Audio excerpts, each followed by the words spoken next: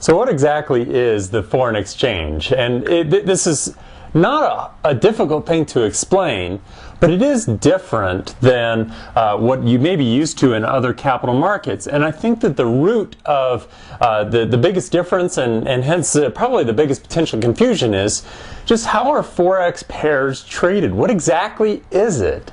Well, essentially what the Forex is abbreviation obviously for foreign exchange, and it's the relative value of one currency versus another.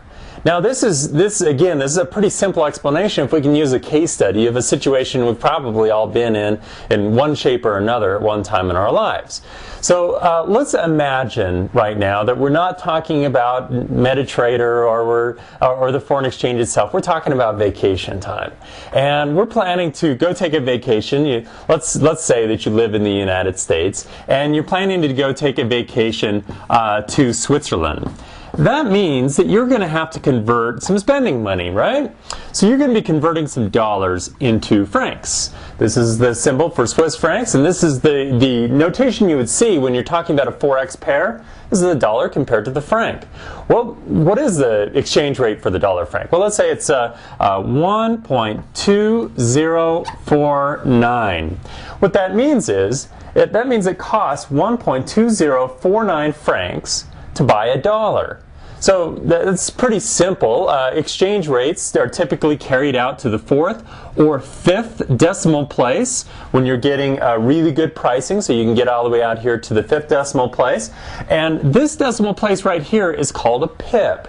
So one move up or down in that number there, so if we go from 2049 to 2050, then we've moved up 1 pip. So you'll hear Forex traders use that verbiage all the time.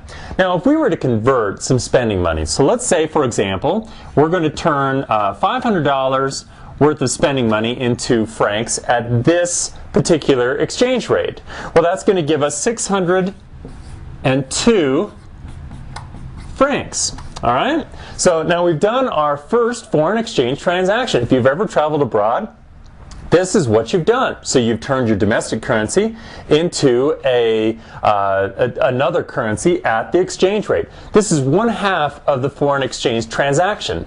Now let's take a little bit of a step back and talk about, well, what happens at the end of the summer when we've decided to leave our vacation and start to go home and we haven't spent any of our spending cash. So we still have these 602 francs. What's happened? All right, now it's time for our vacation to end, and we still have those 602 francs in our wallet, and we're looking to be able to exchange them back into dollars.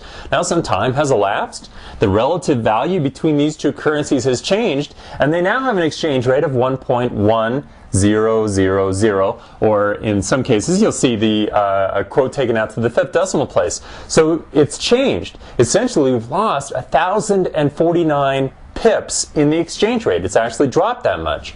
But this actually worked out in our favor, because what's really happening here is that we have our 602 francs and we're going to convert them into dollars.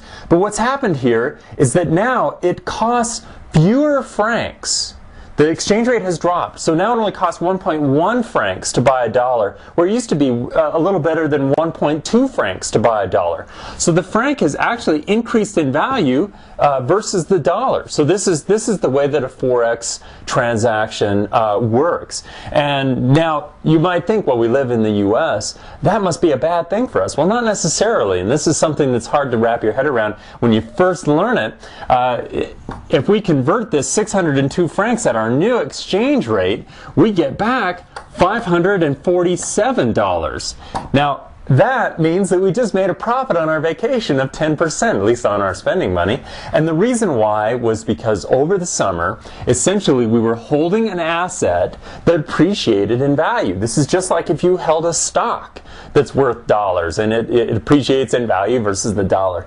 The franc, we held this asset that was worth more, that became more valuable. We converted it back into our domestic currency and we're able to walk away with a profit.